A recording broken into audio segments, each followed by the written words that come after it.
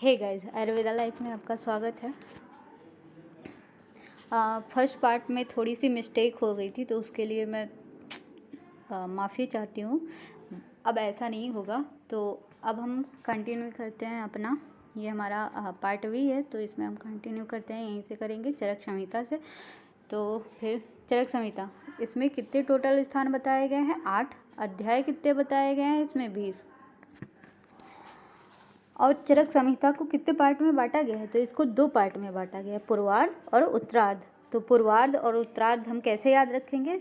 तो पी से मतलब प्रश्न, और प्रश्न क्या करते हैं? पहले पूछते हैं, तो पूर्वार्ध। और उत्तर हमको कब मिलता है? बाद में मिलता है। पहले प्रश्न करते हैं, फिर इसके बाद में उत्तर मिलता है, इसलिए उत्तरार्ध। मतलब पी से पहले प्रश्न पहले, तो इसलिए पूर्वार्ध, और उत्तर हमें बाद में मिलता है, इसलिए उत्तरार्ध।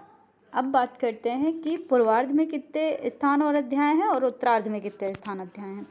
तो पूर्वार्ध में 5 स्थान हैं और 66 यानी 66 अध्याय हैं, और उत्तरार्ध में 3 स्थान हैं और 54 यानी कि 54 अध्याय हैं। तो बात करते हैं कि उत्तरार्ध में कौन कौन से स्थान आते हैं। तो हमारा सूत्र स्थान, निदान स्थान, विमान स्थान, शारीर स्थान, इंद्रिय स्थान। और हमारा उत्तरार्ध में कौन कौन से स्थान आते हैं? तो चिकित्सा स्थान, कल्प स्थान, सिद्धि स्थान। हाँ, और सूत्र स्थान में कितने अध्याय बताए गए हैं? तो 30। निदान स्थान में 8, विमान स्थान में 8, शारीर स्थान में 8, इंद्रिय स्थान में 12।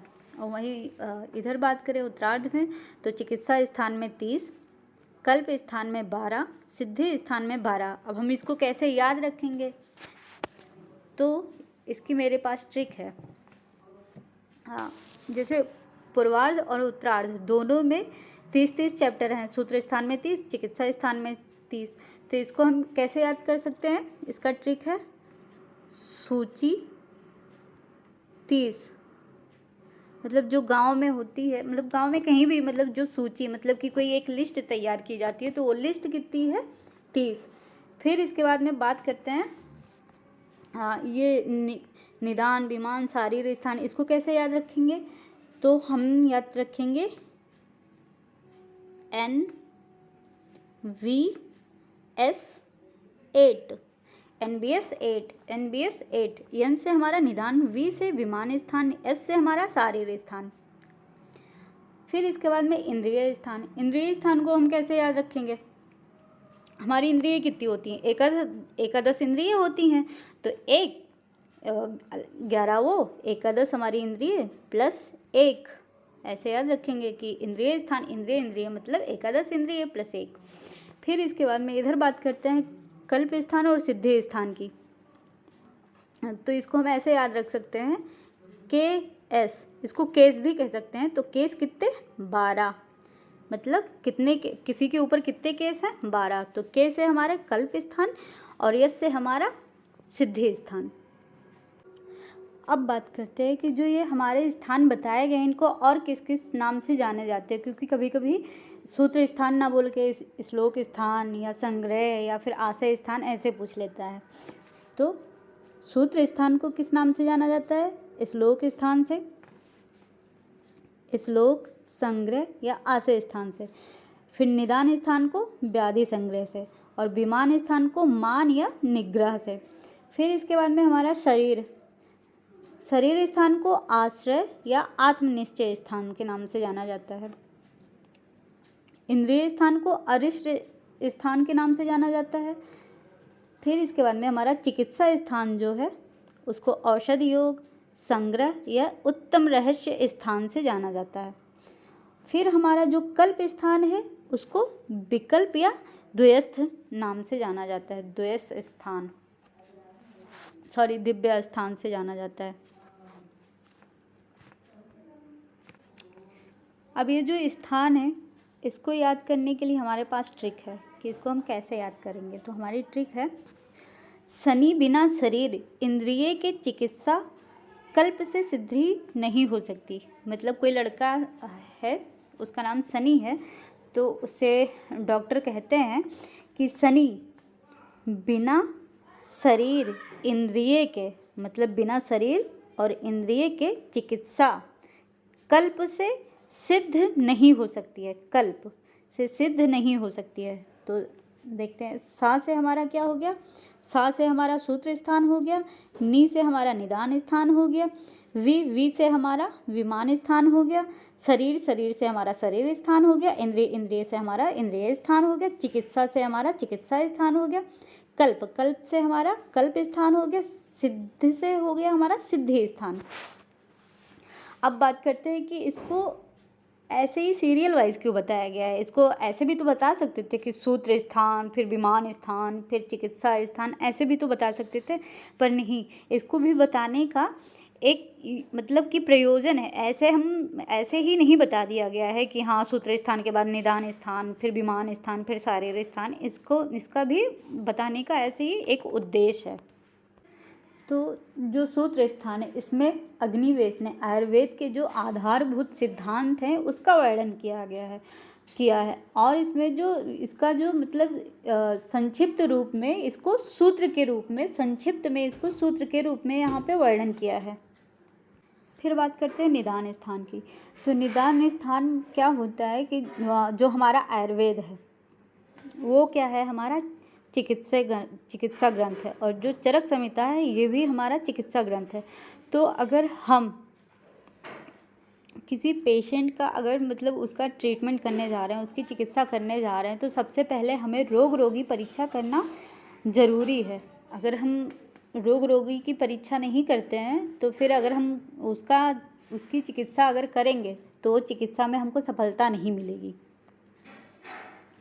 तो अगर हमको उसकी रोगी की परीक्षा करनी है तो कैसे करेंगे, तो आचार्य वाग्भट ने क्या बताया है, दर्शन स्पर्शन प्रश्न परिच्छेद च रोगीणाम, मतलब कि उसका दर्शन करेंगे मतलब उसको देखेंगे, फिर स्पर्शन मतलब उसको स्पर्श करेंगे, प्रश्न मतलब कि क्या होता है उससे प्रश्न मतलब क्वेश्चन पूछेंगे, फिर इसके बाद में हम ट्रीटमेंट करेंगे। फिर इसके बाद में रोग क्या होता है, रोग की परीक्षा कैसे करेंगे, तो अष्टांग हृदय में बताया गया है, रोगम निदान प्राग रूप लक्षणों पश्चात भी, मतलब कि जो रोग की परीक्षा है वो हम निदान पंचक के द्वारा करेंगे। रोग निदान मतलब कि रोग निदान प्राग रूप लक्षणों पश्चात भी, अर्थात निदान पूर्व रूप उपशय संप्राप्ति के द्वारा हम रोग की परीक्षा करेंगे। फिर इसके बाद में हम रोगी मतलब जो पेशेंट है उसका ट्रीटमेंट करना चालू करेंगे, हम अपना चिकित्सा करना चालू करेंगे। फिर बात करते हैं विमान स्थान की। तो विमान का दूसरा नाम क्या है, प्रमाण। तो विमान, बी मतलब क्या होगा, विशिष्ट, मान मतलब प्रमाण, विशिष्ट प्रमाण। तो अगर मतलब कि विमान स्थान का क्यों वर्णन किया गया है, क्योंकि जो दोष और औषधियाँ इन सब की जो मात्रा का विशेष रूप से मतलब कि जब हम किसी का अगर ट्रीटमेंट करने जा रहे हैं तो सबसे पहले हम देखेंगे कि डोज कितना है और फिर उसके अकॉर्डिंग ही हम उसको औषध देंगे। अगर हमको डोज का पता नहीं है तो औषध भी उसकी मात्रा भी हम ऐसे वैसे दे देंगे तो पेशेंट सही नहीं होगा। तो हमें इसमें मात्रा का, विमान स्थान में मात्रा का ज्ञान बताया गया है कि हाँ हमें कैसे मतलब कि उसको ट्रीटमेंट करने के लिए उसकी मात्रा क्या होनी चाहिए, डोज कितने ज़्यादा कुपित हैं तो उसमें कैसे औषधि का यूज करना है, ये बताया गया है विमान स्थान में। शारीर स्थान में क्या है कि जो शरीर है उसका कारण, उत्पत्ति, स्थिति, इन सब का वर्णन शारीर स्थान में बताया गया। और जो शरीर को क्या होता है, इसका दूसरा नाम आश्रय है। तो रोगों का आश्रय किसको बताया गया है, शरीर और मन को बताया गया है। तो जो शरीर है उसके हमको प्रकृति का ज्ञान जब होगा तभी हम मतलब जब हमारे शरीर में विकृतियाँ उत्पन्न होंगी तभी हमको उसका ज्ञान होगा। इसीलिए विमान स्थान के बाद शारीर स्थान का वर्णन किया गया है। अब बात करते हैं इंद्रिय स्थान की। इंद्रिय स्थान का दूसरा नाम क्या है, अरिष्ट स्थान। अरिष्ट मतलब क्या होता है, मृत्यु सूचक लक्षण। मतलब इसमें क्या होता है कि ऐसे लक्षण जो जिससे हमें पता चल जाए कि इंसान की कुछ दिन के बाद मृत्यु होने वाली है। जैसे किसके द्वारा, जैसे उसके वर्ण से, स्वर से, गंध से, उसके रस से, स्पर्श, इन सब में अगर विकृतियाँ आ जाती हैं तो इसके द्वारा हम पता लगा लेते हैं कि हाँ, उस इंसान के अंदर अरिष्ट लक्षण उत्पन्न हो गए हैं और ये इंसान अब ज़्यादा दिन तक जीवित नहीं रहेगा। फिर बात करते हैं चिकित्सा स्थान की। चिकित्सा स्थान को दूसरा नाम क्या बताया गया? औषध स्थान। तो चिकित्सा स्थान इंद्रिय स्थान के बाद क्यों बताया गया है? क्योंकि जो रोग होते हैं उनको क्या करना है, हमें शांत करना है और उनको फिर उत्पन्न नहीं होने देना है। इसलिए इंद्रिय स्थान के बाद चिकित्सा स्थान का वर्णन किया गया है। और इसमें क्या होता है, सबसे पहले चिकित्सा स्थान में रसायन अध्याय बताया गया है, फिर इसके बाद में बाजीकरण बताया गया है, फिर इसमें जो डिजीज़ वाला है, रोग की जो चिकित्सा है वो तीसरे चैप्टर से चालू की गई है। जो कल्प स्थान, अब कल्प स्थान की बात करते हैं। कल्प स्थान को विकल्प स्थान कहा गया है। तो कल्प मतलब क्या होता है? कल्पना मतलब फॉर्मुलेशन, मतलब कि इसमें जो बताया गया है 15 द्रव्य बताए गए हैं और उनके 600 योग बताए गए हैं।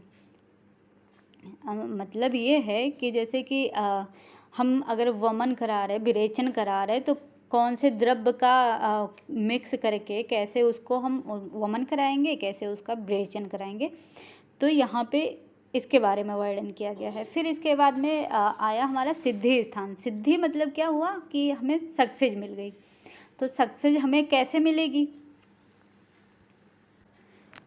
तो सिद्धि स्थान में क्या बताया गया है कि जो वमन विरेचन है इनकी विधि कैसे है, इनका सम्यक योग, आयोग, अति योग, और इनकी जो मतलब कि इनके अंदर जो व्यापत्तियाँ होती हैं और या फिर उनकी चिकित्सा कैसे करनी है, इन सब का हम वर्णन कहाँ पे बताया गया? सिद्धि स्थान में बताया गया है।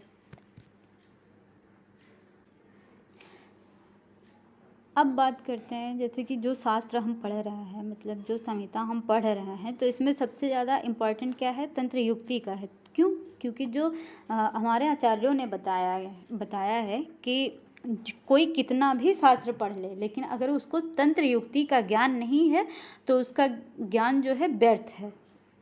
तो फिर हम बात करते हैं तंत्र युक्ति की। तंत्र युक्ति होता क्या है? तंत्र युक्ति 2 शब्दों से मिलकर बना है, तंत्र प्लस युक्ति। तो तंत्र का अर्थ क्या होता है? इसको शास्त्र होता है या चिकित्सा होता है, और युक्ति का मतलब क्या होता है? योजना। तो तंत्र मतलब क्या होता है? त्रियते शरीरम अनेन इति तंत्रम, अर्थात जिससे शरीर की रक्षा की जाए उसे क्या कहते हैं? तंत्र कहते हैं। फिर युक्ति मतलब क्या होता है? तस्य युक्त्यो योजना तंत्र युक्त्या, मतलब कि तंत्र की योजना करना युक्ति है। फिर इसके बाद में शरीर की रक्षा जो शास्त्र और चिकित्सा दोनों से होती है, इसीलिए हमें शास्त्र और चिकित्सा दोनों का ग्रहण तंत्र से करना चाहिए। फिर बात करते हैं कि तंत्र युक्ति क्या होती है? तो तंत्र की योजना मतलब युक्ति जिसके द्वारा की जाए उसे तंत्र युक्ति कहते हैं। अब इसका प्रयोजन क्या है कि तंत्र युक्ति आखिर क्यों इतनी ज़रूरी है? तो आचार्यों ने बताया है कि शास्त्र में जो अर्थ होते हैं, मतलब कुछ ऐसे अर्थ जो होते हैं जो अस्पष्ट होते हैं, उसमें छिपे हुए होते हैं, गूढ़ होते हैं या नाम मात्र के लिए होते हैं, तो उनको क्या करती है? जो तंत्र युक्ति होती है स्पष्ट कर देती है, मतलब उनका जो अर्थ है उसको उजागर कर देती है। इसीलिए इसका हमें ज्ञान होना ज़रूरी है। एग्जाम्पल बताया गया है कि जिस प्रकार सूर्य के उदय होने से कमल खिल जाता है, मतलब कि पहले तो कमल क्या होता है? संकुचित होता है, सिकुड़ा हुआ होता है, लेकिन जैसे ही प्रकाश होता है उसकी वजह से क्या होता है? जो कमल होता है वो खिल जाता है। और अगर मान लो कि कोई घर है, उसमें अगर मतलब कि जो कोई वस्तु है, तो घर में अंधेरा है तो उससे वो छिपी हुई है, लेकिन अगर हम दीपक जला देते हैं तो उसकी रोशनी से क्या होता है कि वो जो सामान है, जो वस्तु रखी होती हैं, वो क्या होती हैं? दिखने लगती हैं, प्रकाशित हो जाती है, मतलब हमको दिखने लगती हैं। उसी प्रकार क्या होता है कि शास्त्र में निहित संकुचित अर्थों को तंत्र युक्ति क्या करती है? खोलकर विस्तृत कर देती है, और गूढ़ अर्थ जो होते हैं उनको क्या करती है? प्रकाशित कर देती है। इसी प्रकार तंत्रयुक्ति का कार्य क्या होता है? प्रमोदन और प्रकाशन होता है। तो आज का लेक्चर यहीं पे ख़त्म करते हैं क्योंकि वीडियो बहुत लंबी हो रही है, तो आगे का हम अगली वीडियो में पढ़ेंगे। तो अगर मेरा लेक्चर आपको अच्छा लगा हो तो मेरे चैनल को लाइक कीजिए, सब्सक्राइब कीजिए और अपने दोस्तों में शेयर करना ना भूलें और कमेंट करके बताएं कि आपको हमारा ये लेक्चर कैसा लगा। Thank you.